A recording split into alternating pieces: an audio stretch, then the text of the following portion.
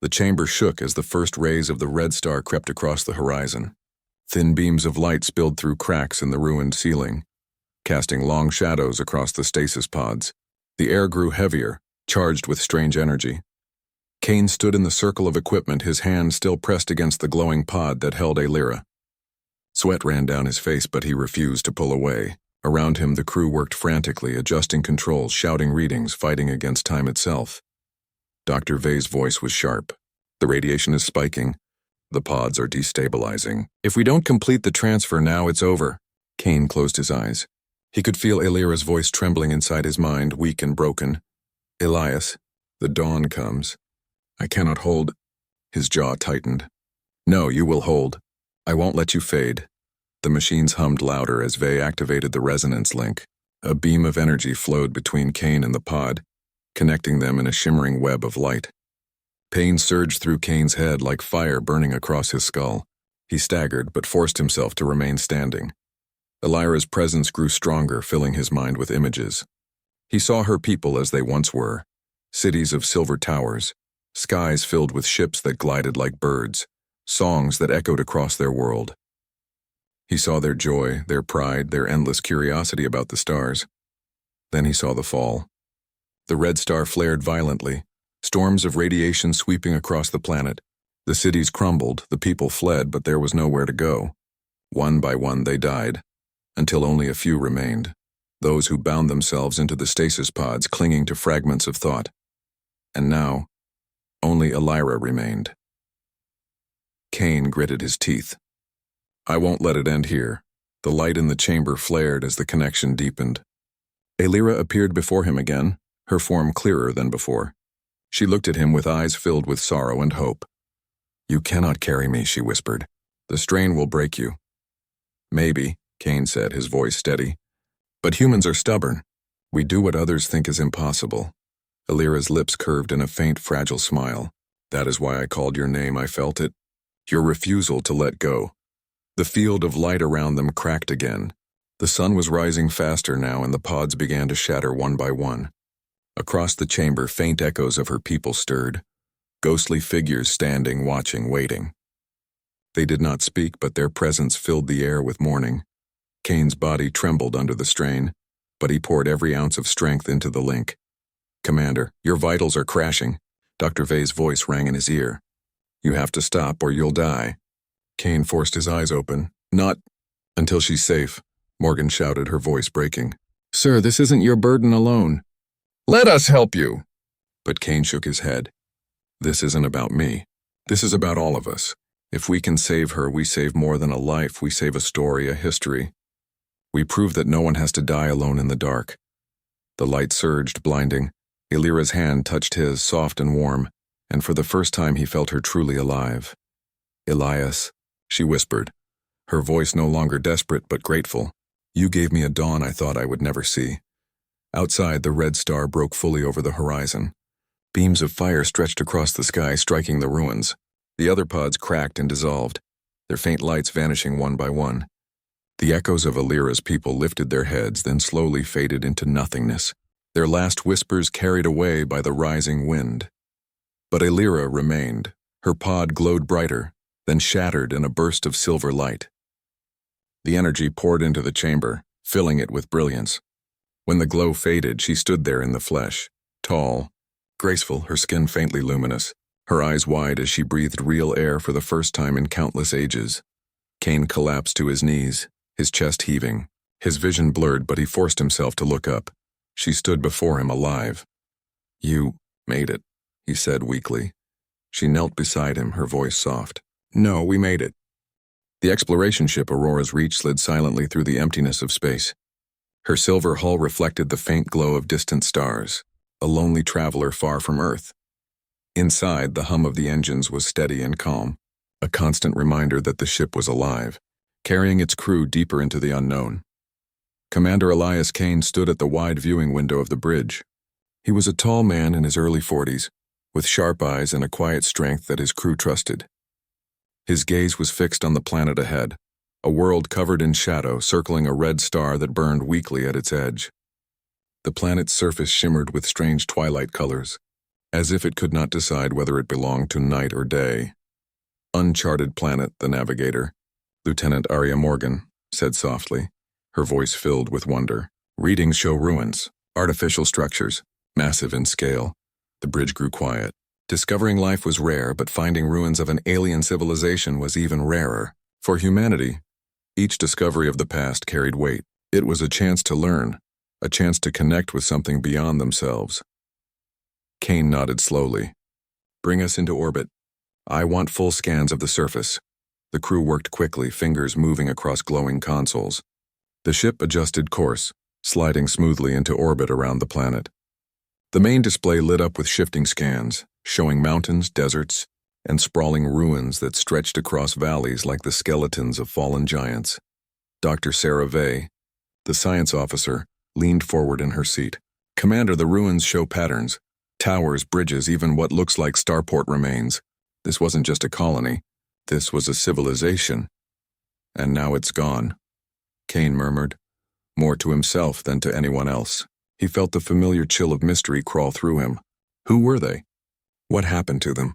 And why did their silence stretch across the stars? The ship drifted quietly above the planet as though waiting for permission to explore. Kane turned to his crew. "Prepare an away team. We'll set down near the largest ruin cluster. This is what we came out here for." The shuttle descended through thick clouds that swirled in purple and gold hues. Lightning flickered far away, though the air around them was calm. Kane sat at the front of the shuttle, eyes locked on the dark shapes rising from the ground below. The ruins were massive, tall stone spires leaning toward the sky, half broken, half swallowed by creeping vines of silver plants. As they landed, dust and fragments scattered in the air. The hatch opened with a hiss and Kane stepped onto alien soil. The ground was dark, smooth like glass in some places, cracked in others. The ruins stretched around him, silent but heavy with unseen history. Lieutenant Morgan's voice broke the silence. "It feels strange here, like the air itself is listening." Kane understood what she meant. The place felt alive, though no movement could be seen. The ruins carried weight like whispers frozen in stone. Dr. Vey scanned the area with her handheld device. "The energy signatures are unusual. I'm detecting faint readings. Very faint, but they're there. Almost like echoes." "Echoes of what?" Kane asked. "Consciousness," she whispered, frowning. "But that's impossible." The team spread out, carefully exploring. They moved through towering arches and broken halls filled with carvings. The symbols on the walls glowed faintly when their lights passed over them, as if reacting to human presence. Kane stopped in front of one tall wall. Strange, elegant figures had been carved into the stone, showing alien beings with tall frames, long limbs, and eyes that seemed almost human in their sorrow. The carvings showed them reaching toward the stars, building great ships, then falling, their figures crumbling into dust. They knew they were dying, Kane thought quietly. They carved their story so someone would see it. Then it happened. A sound, at first it was faint, just a ripple in the air like the wind brushing against stone. But then it became clearer, a voice that spoke his name, Elias. Kane froze. His heart pounded in his chest. The voice was soft, almost melodic, yet heavy with urgency. He turned sharply, scanning the ruins. "Did you hear that?" he asked the team. "Hear what?" Morgan asked, her brow furrowed. The voice came again, stronger this time, echoing faintly in his ears. "Elias." Kane swallowed hard. "It said my name. Something is calling me." Dr. Vey's eyes widened. "Commander, no one said anything." "We didn't hear a word." Kane shook his head. He was sure. The sound was not in his mind. It was too real, too sharp. It wasn't a hallucination. The voice came a third time, carrying something new this time. Desperation. "Elias. Please." The words cut through him like a blade of ice. The crew returned to the shuttle after hours of searching, but Kane couldn't focus on the mission reports or the scans. The voice stayed with him, repeating in his memory, calling his name as though it had always known him. Back aboard the Aurora's Reach, Kane stood in the observation deck, staring at the planet below. It glowed faintly under the light of its dying red star. His crew's voices echoed in his mind, caution, concern, curiosity, but none of it mattered as much as the single haunting voice that had called out to him in the ruins. It was not static. It was not a dream. Someone or something had spoken his name, and Kane knew deep inside that he had to return. The next day, the crew of Aurora's Reach gathered in the main briefing room. The planet spun slowly outside the wide windows, half shrouded in darkness, half glowing under faint starlight. The tension in the room was thick. Kane stood at the head of the table, his arms crossed as the reports flickered on the screen. Dr. Sarave's voice was calm, but her words carried weight. The ruins show signs of energy fields, she explained. Weak, almost gone, but still present. It's unlike anything in our databases. The strangest part is, some of the signals matched patterns we normally see in neural activity, almost like thought waves frozen in stone. A murmur spread among the crew. Neural activity? That meant something alive once tied itself into the ruins. Lieutenant Morgan frowned. Commander, about yesterday, you said you heard something, a voice. If the ruins carry memory or thought, maybe that's what you heard. Kane's eyes narrowed. It didn't just sound like a voice. It spoke my name. It knew me. The room grew silent. For a long moment, no one spoke. Finally, Dr. Vey said quietly, if that's true, then the ruins may not only hold memories, they may be trying to reach us, to reach you. The words echoed in everyone's mind. That night, Kane couldn't sleep. The corridors of the ship were quiet, dimly lit with soft blue lights. He walked to the observation deck, his steps heavy with unease. Below, the planet glowed faintly in the starlight, still and silent, as if waiting. Then the voice came again. Elias. He froze, gripping the railing. The sound was not in the ship's speakers. It was not through his comm. It was inside his head, yet not from his mind. A voice carried across distance, heavy with emotion. I am here, the voice whispered. I am waiting. Kane's breath caught. Who are you? He asked into the silence. No answer came. Only the soft echo of his name, like a plea in the dark. The next morning, Kane led another expedition to the ruins. This time he followed his instincts, guiding the team deeper into the crumbling city. Towers leaned overhead like broken teeth. Halls stretched endlessly, covered in glowing carvings. At last, they reached a massive chamber at the center of the ruins. It was circular, its walls lined with tall pods that shimmered faintly with energy. Dust lay thick on the floor, but the pods pulsed like hearts still trying to beat. Dr. Vey scanned the chamber, her eyes wide. These are stasis pods. Thousands of them. But most are empty, or burned out. Kane walked slowly between the pods, his chest tight. He could feel something here, an invisible weight pressing against him. Then his ears filled with the voice again, stronger than ever. Elias. He turned sharply. One pod near the center glowed brighter than the rest.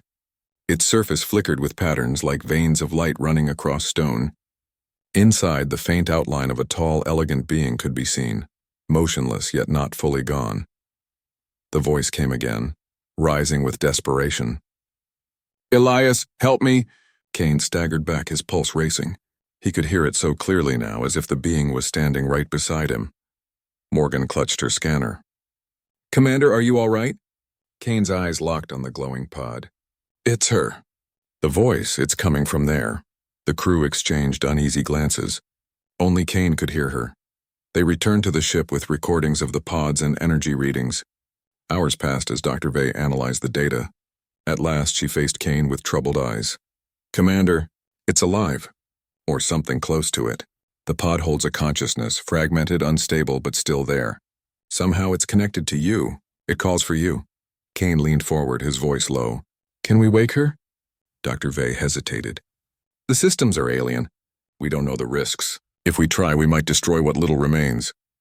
Or we could save her, Kane pressed. This might be the last of her people. Morgan shook her head. Sir, we don't know what she is. She could be dangerous. Or she could be using you. Kane's jaw tightened. I don't believe that. When she spoke, it wasn't a trick. It was fear. It was need. The debate stretched late into the night, but Kane's decision was already made. He would not leave her to fade. Later, alone in his quarters, the voice returned. Softer now, weak but insistent, my name, Illyra. Kane whispered the word, tasting it on his lips. Illyra, yes, the voice answered faintly. I am the last. They are gone. But I remain, Elias. You must help me. Sunrise will come soon. The light will burn all that is left. Kane stiffened. Sunrise? What do you mean? Each dawn, the star, it destroys. The others have already faded.